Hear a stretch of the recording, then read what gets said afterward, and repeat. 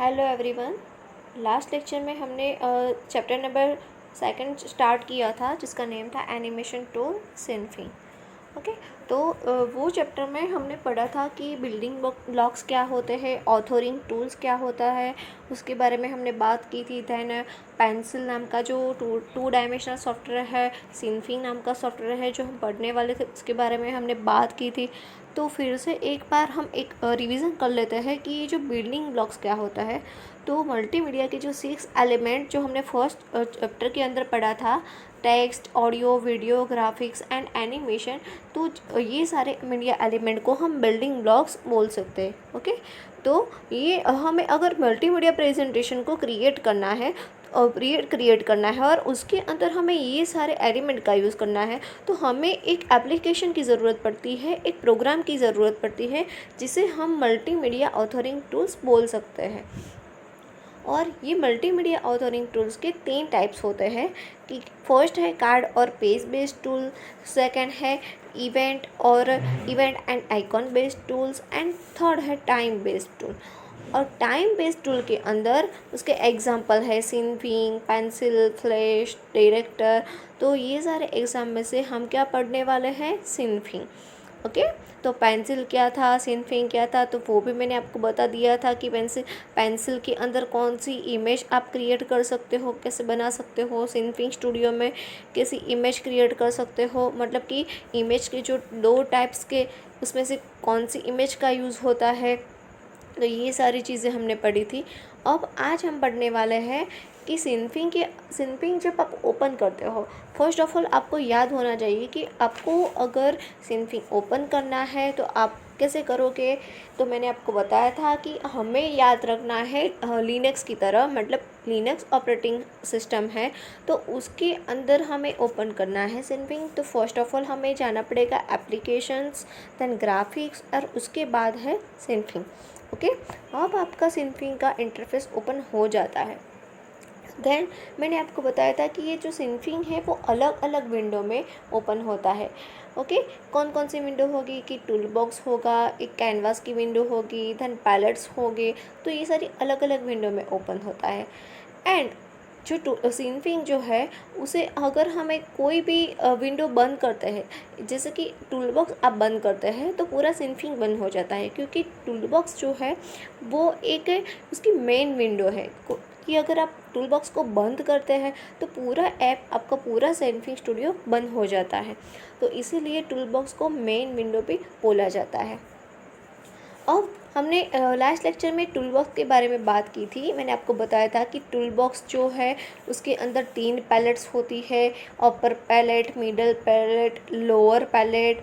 अलग अलग पैलेट के अंदर अलग अलग टूल्स होते हैं और उसका यूज़ क्या है, काम क्या है, कैसे, वो भी मैंने आपको बताया था कि अपर पैलेट है जिस कोई भी फाइल आपको सेव करनी है या न्यू फाइल करनी है, देन सेटअप, रीडू, अंडू, वो सारी चीज़ें अपर पैलेट में होती है। And total 10 tools upper palette के अंदर होते हैं। देन मिडल पैलेट, तो मिडल पैलेट में अगर आपको कोई ऑब्जेक्ट को क्रिएट करना है, मैनिपुलेट करना है, तो आप जो मतलब मिडल पैलेट के अंदर से कोई भी ऑब्जेक्ट क्रिएट करना है तो आप कर सकते हो। और टोटल 18 टूल्स उसके अंदर होते हैं। देन है लोअर पैलेट, तो लोअर पैलेट में background colour, foreground colour, gradient, opacity, तो ये सारी चीज़ें होगी लोअर पैलेट के अंदर। ओके फ्रेंड्स, तो आप सबको ये समझ में आ गया होगा कि टूल बॉक्स क्या है, कितने पैलेट होते हैं, उसके अंदर कितने टूल्स होते हैं। तो ये एमसीक्यू उसमें हो सकता है। ओके, अब आज हम बात करेंगे, उसके बाद है कैनवास। ये आप देख सकते हो कि ये जो कैनवास है उसकी पैटर्न होती है ग्रे कलर की, चेकबोर्ड की पैटर्न होती है। लाइक हमें एक चेक बॉक्स जैसा दिखता है, तो इसीलिए हम ये बोल सकते हैं कि कैनवास होता है उसकी पैटर्न कैसी होती है, लाइक ग्रे चेकबोर्ड पैटर्न। तो ये भी यहाँ पे एक एमसीक्यू होता है। अब हम देखेंगे कैनवास को कि ये जो हमारा कैनवास जो ये ग्रे कलर के चेकबोर्ड पैटर्न में है, जिसे आप कैनवास भी बोल सकते हो, वर्क एरिया भी बोल सकते हो या फिर वर्क स्पेस भी बोल सकते हो। अब इसके अंदर एक और चीज़ होती है, आप लेफ्ट हैंड साइड टॉप पे देख सकते हो कैरेट नाम का एक ऑप्शन है। ये कैरेट कैसा होता है तो एक कैरेट नाम का एक ऑप्शन होगा, वो एक लिटिल ब्लैक ट्रायंगल जैसा होता है, जिसे आप ओपन करते हो तो उसमें मेनू ओपन होते हैं, like file, edit, view, canvas, tools, group, ये सारी मेनू उसमें ओपन होते हैं। ओके, देन नीचे है आपकी टाइम लाइन। टाइम लाइन क्यों है? क्योंकि हमें पता है कि जो सिनफिंग स्टूडियो है वो टाइम बेस्ड की ऑथरिंग टूल है, तो इसमें हम जो प्रैक्टिकल करेंगे वो कैसे होगे, हमें टाइम का यूज़ करना पड़ेगा। तो जो नीचे दिख रहा है बॉटम में वो है आपकी टाइम लाइन। ओके, तो यहाँ पे हमारा कैनवास भी आपको समझ में आ गया।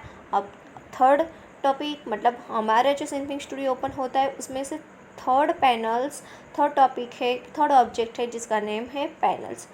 हमारे जो पैनल्स होती हैं वो 2 टाइप्स की होती हैं। ओके, जो पहले हम बात करते हैं कि ये जो पैनल्स होते इसमें क्या क्या होता है पैनल्स के अंदर।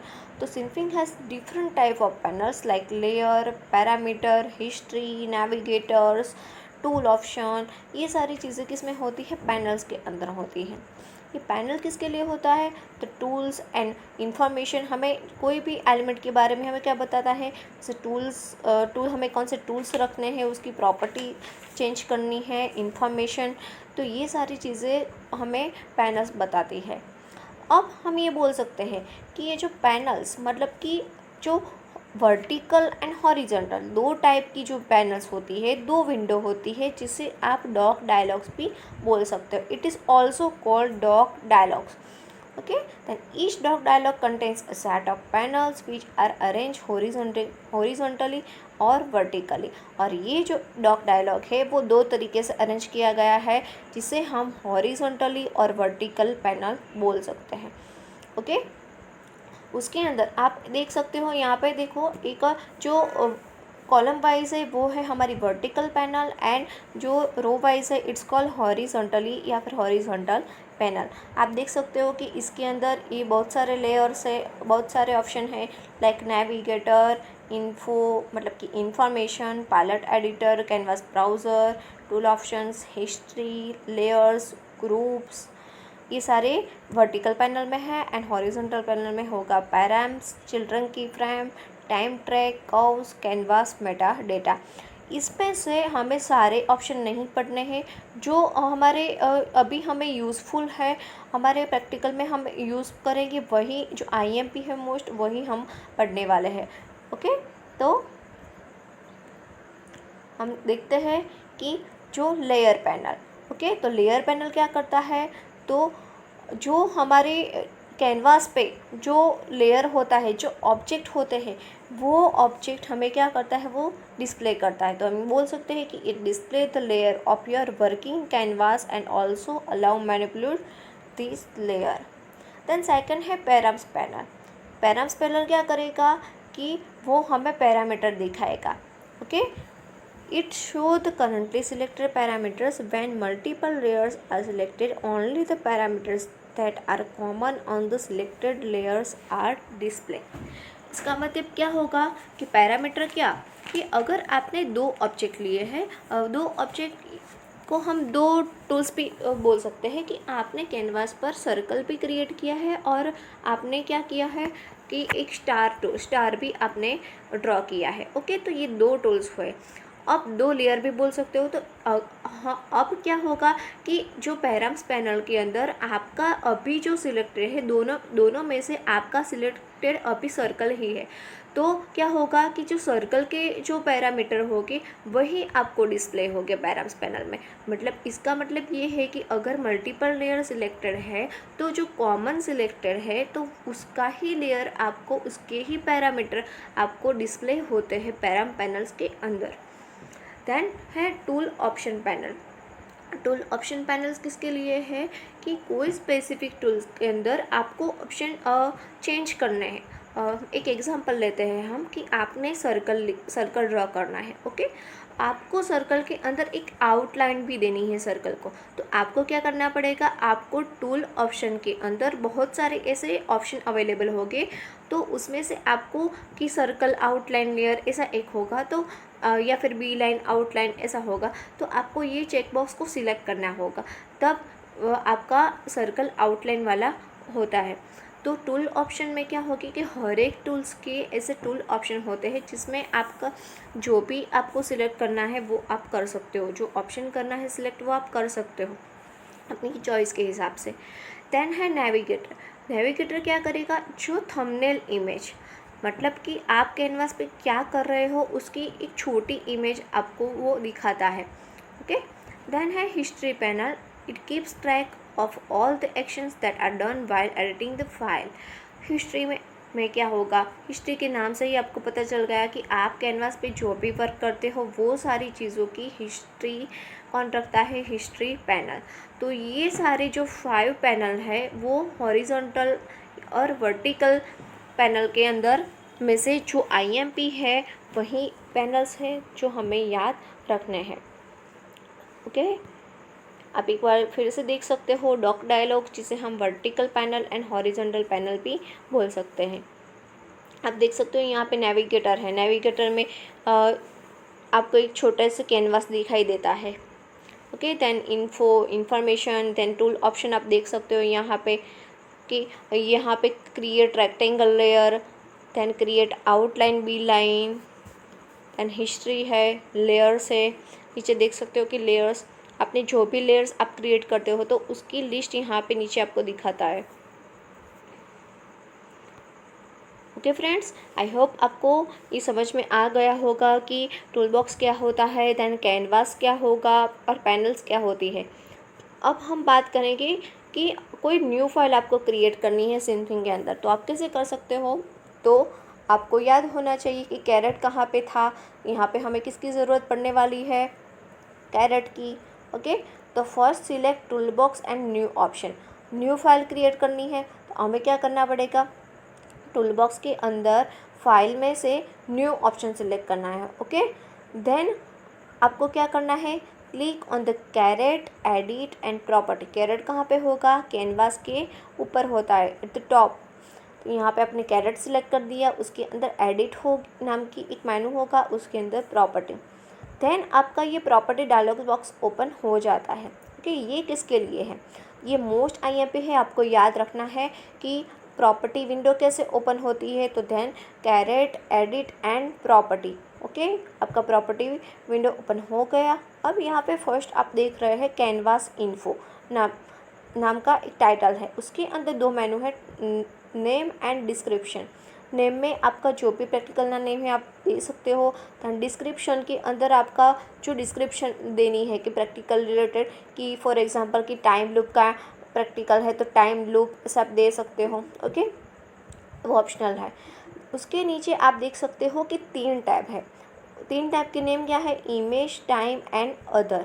ओके। ये भी मोस्ट IMP है कि प्रॉपर्टी डायलॉग बॉक्स के अंदर कितने टैब्स होते हैं, तो 3 टैब होते हैं। कौन कौन से होते हैं, तो इमेज, टाइम एंड अदर।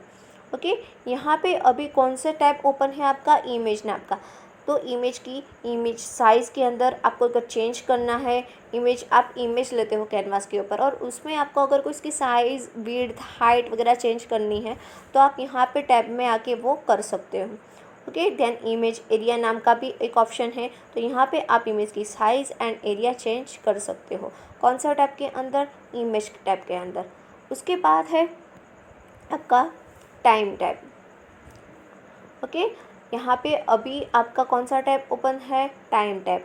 तो टाइम टैब की यहाँ पे भी मोस्ट IMP है या MCQ कि टाइम सेटिंग के अंदर FPS कितनी होती है, FPS मतलब कि फ्रेम्स पर सेकंड। ओके। तो कितनी होती है वो याद रखनी है आपको, 24 फ्रेम होती है।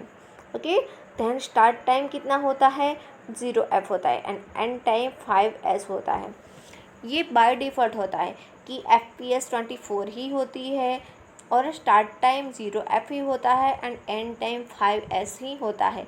ये बाय डिफ़ॉल्ट है। बाय डिफ़ॉल्ट मतलब कि आप जब भी उसे ओपन करते हो तो वो 5S ही होगा। अगर आपको चेंज करना है तो आप 5S की जगह आपको जो भी देना है वो दे सकते हो। ओके। और 5S मतलब S मतलब कि यहाँ पे सेकंड होता है कि अगर आपको 5 सेकंड की जगह अगर आपको ज़्यादा देना है तो भी आप चेंज कर सकते हो, लेकिन आपको याद ये रखना है कि बाय डिफ़ॉल्ट हमारा एंड टाइम कितना होता है, तो 5S ही होता है।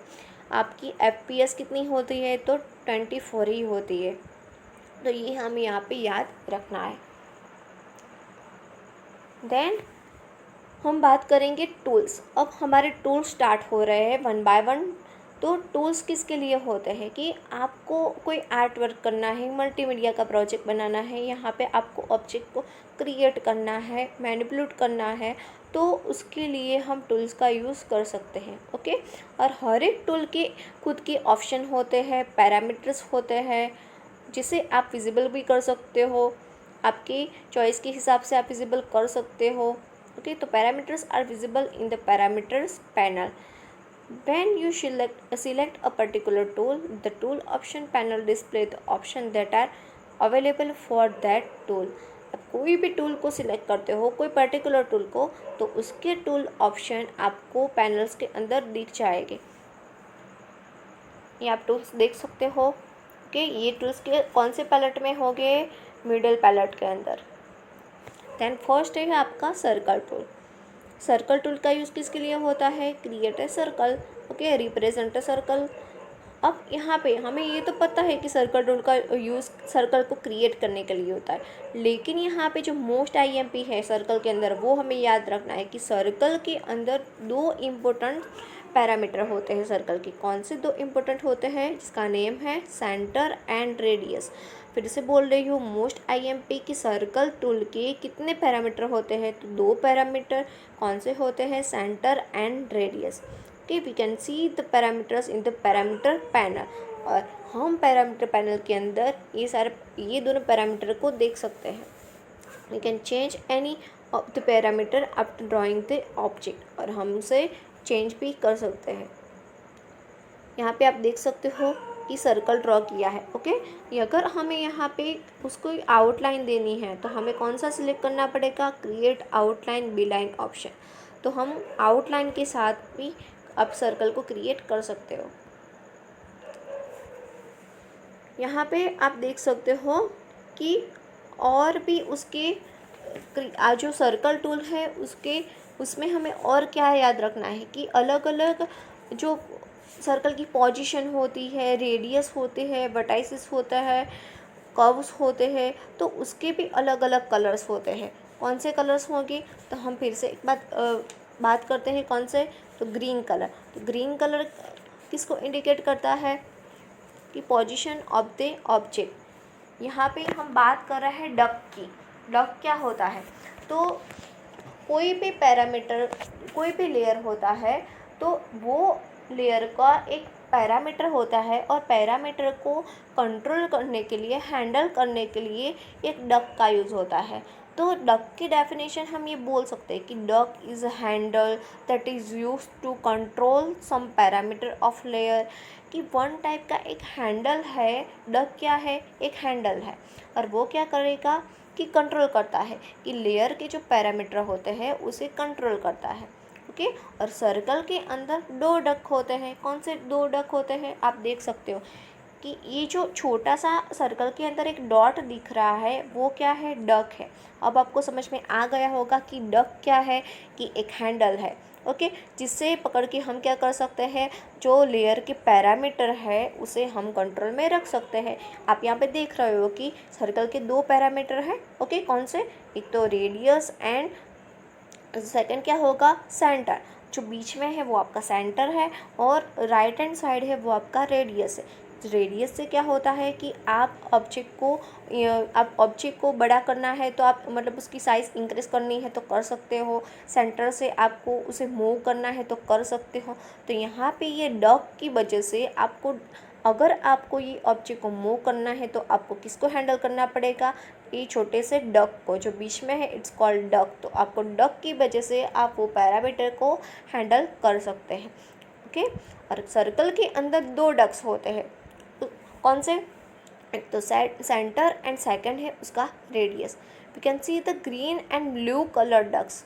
आप ब्लू एंड ग्रीन भी उसे देख सकते हो, किसके लिए, ओके, जो पोजीशन ऑफ द ऑब्जेक्ट, जो पोजीशन के लिए यूज़ होता है सर्कल की, वो डक का कलर होता है ग्रीन, और जो रेडियस के लिए यूज़ होता है वो ब्लू कलर का डक होता है। वर्टाइसिस के लिए यूज़ होता है वो ऑरेंज कलर का होता है। देन कर्व के लिए यूज़ होता है तो वो येलो कलर का डक होता है। And to change the angle in star तो वो डार्क ब्लू कलर का होता है। तो ये सारे डक्स की कलर आपको पोजीशन मतलब कि उसके डिस्क्रिप्शन के साथ याद रखने हैं। एमसीक्यू में आ सकता है कि कर्व्स के लिए कौन से कलर का डक होता है तो येलो कलर का। अगर रेडियस को चेंज करना है तो रेडियस के लिए कौन से कलर का डक होगा तो ब्लू कलर का। तो इसमें से ये सारे एमसीक्यू हो रहे हैं तो ये भी आपको याद रखने हैं। ओके, देन हम बात करेंगे रेक्टेंगल टूल की। तो रेक्टेंगल टूल का यूज़ किसके लिए होता है तो क्रिएट ए रेक्टेंगल लेयर। इसमें कुछ नया याद रखने के लिए है नहीं कि जैसे सर्कल में था तो रेक्टेंगल टूल का यूज़ सिर्फ रेक्टेंगल को ड्रॉ करने के लिए उसका यूज़ होता है। Okay, then star and polygon tool. Star tool का जो स्टार है उसका यूज़ भी हमें स्टार को क्रिएट करने के लिए होता है। देन है पॉलीगॉन टूल। तो we can use the star and polygon tool to create the star layer and polygon layer. लेकिन यहाँ पे पॉलीगॉन टूल के अंदर कुछ नया है जो हमें याद रखना है। क्या?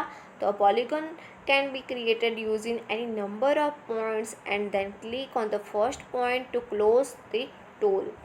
जो ये पॉलीगॉन टूल होता है वो कैसे क्रिएट होता है तो वो नंबर ऑफ पॉइंट्स होते हैं उसके अंदर, आप वो उसे ड्रैग करते हो तो नंबर ऑफ पॉइंट्स क्रिएट होते हैं। और ये जो नंबर ऑफ पॉइंट्स होते हैं वो ऐसे ये टूल बंद नहीं हो जाता है। अगर हमें ये ऑब्जेक्ट को ये टूल को बंद करना है तो ये जो नंबर ऑफ पॉइंट्स के फर्स्ट पॉइंट के ऊपर आपको क्या करना है, क्लिक करना है। देन आपका पॉलीगॉन टूल बंद होगा। देन है बी लाइन टूल। ये जो बी लाइन टूल है वो पॉलीगॉन टूल जैसा ही है कि उसमें भी नंबर ऑफ पॉइंट्स होते हैं। ओके, लेकिन दोनों में डिफरेंस क्या है कि बी लाइन टूल में अगर आपको कर्व्स भी करना है तो भी आप कर सकते हो, और जो पॉलीगॉन टूल्स के अंदर नंबर ऑफ पॉइंट्स से आपको कोई भी शेप में कर्व्स देना है तो आप नहीं दे सकते, और बी लाइन टूल के अंदर आप दे सकते हो। देन सेकंड डिफरेंस ये है कि ये अगर आपके ये जो ऑब्जेक्ट की ड्राइंग स्टॉप करनी है, इसे बंद करना है, क्लोज करना है, तो right click on the last point. जैसे पॉलीगॉन टूल में आपको right click at the first point पे करना था, वैसे ही यहाँ पे बी लाइन टूल में आपको लास्ट पॉइंट के अंदर राइट क्लिक करना है। तो दोनों में ये डिफरेंस है।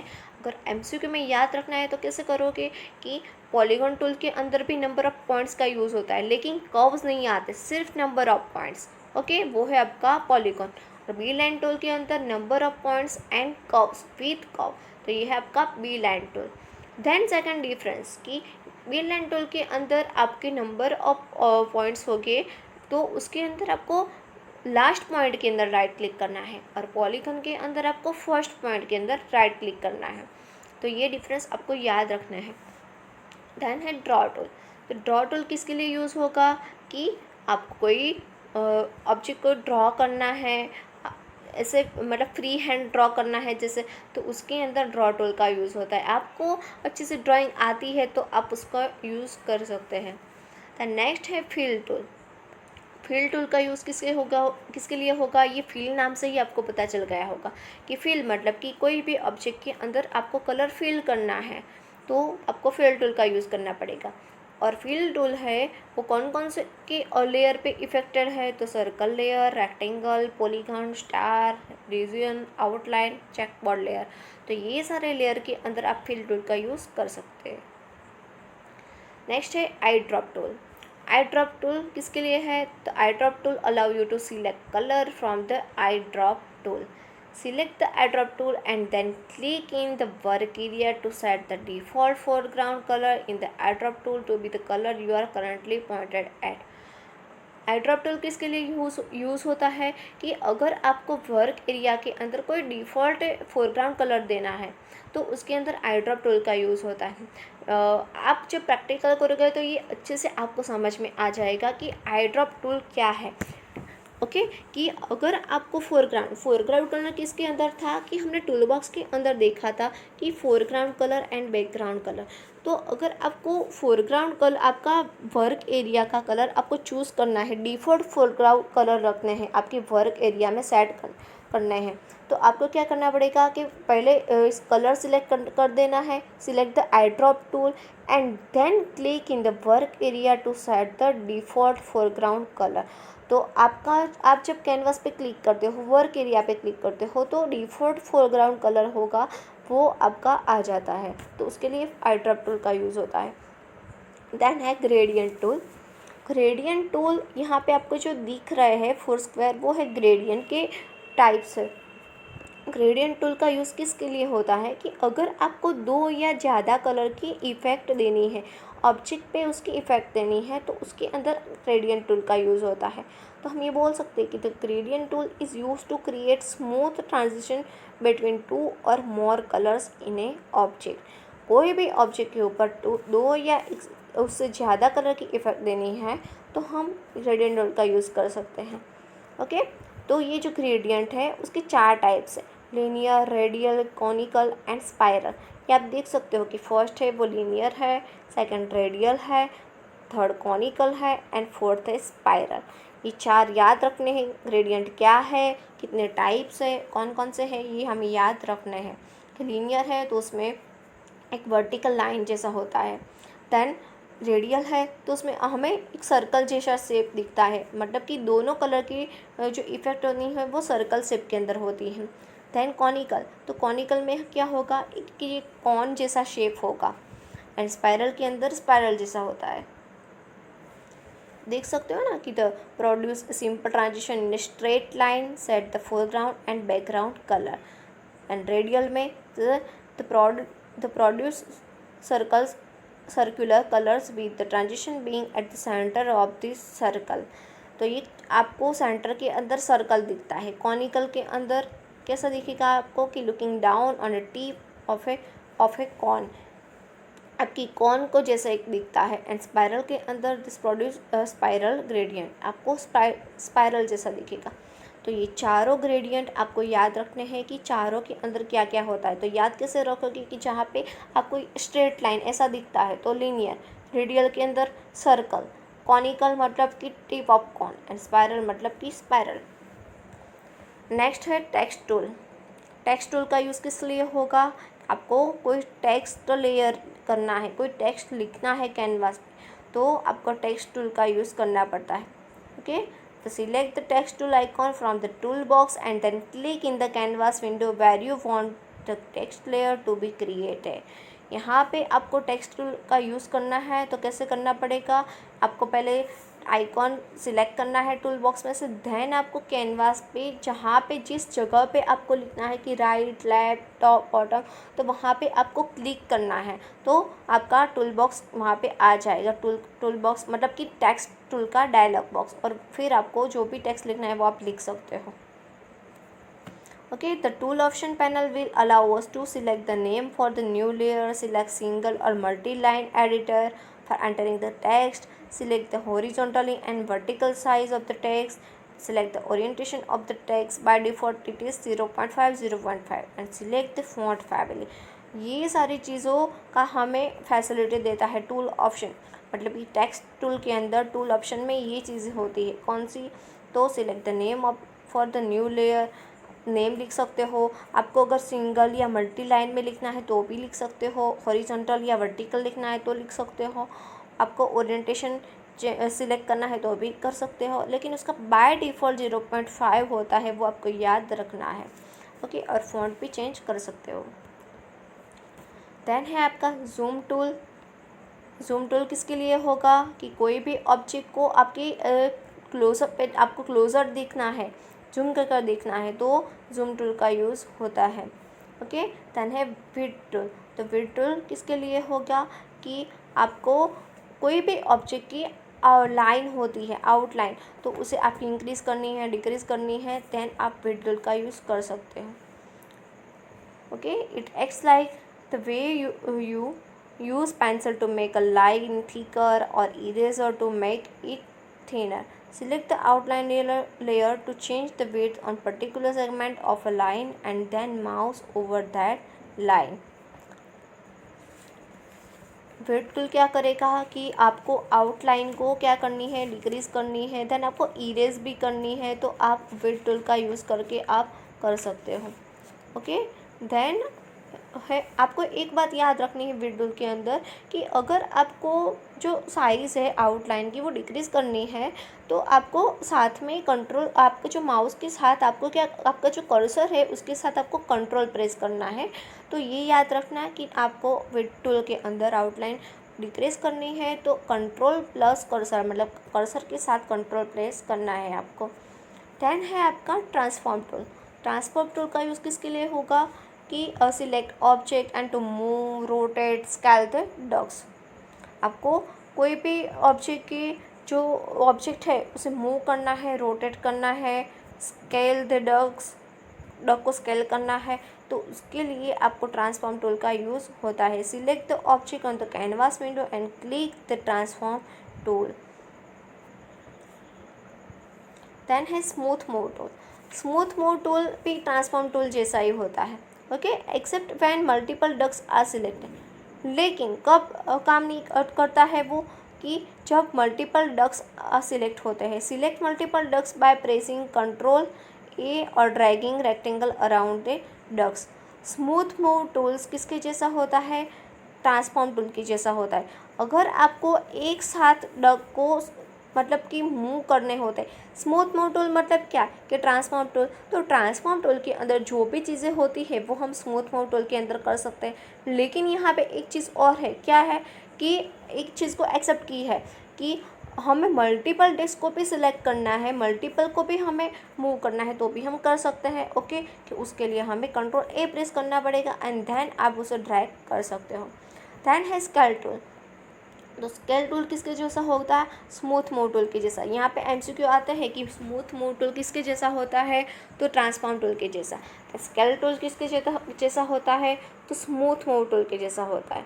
ओके, तो here also when we select multiple ducks and drag one of the selected ducks, the other selected ducks will scale relative to the center of the selected group। यहाँ पे एक नई चीज़ क्या है, जो स्मूथ मूव टूल में होगा वो भी यहाँ पे होता है कि आप मल्टीपल डक्स को सिलेक्ट कर सकते हो कंट्रोल ए से।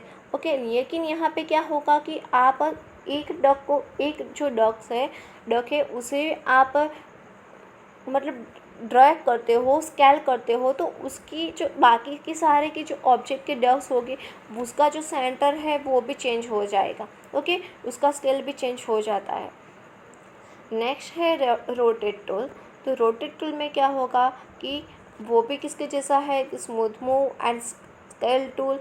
When we select multiple ducks and drag one of the selected ducks, the other selected ducks will move rotating about the center of the selected group। मतलब कि यहाँ पे आप बहुत सारे ऑब्जेक्ट है, ओके, कि 2-3 सर्कल है या एक सर्कल है, स्टार है।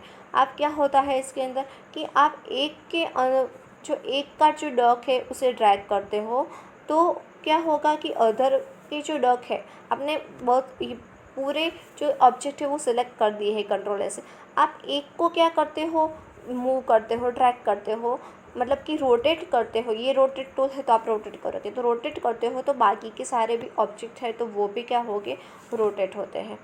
ओके ओके फ्रेंड्स, तो आई होप आपको समझ में आ गया होगा।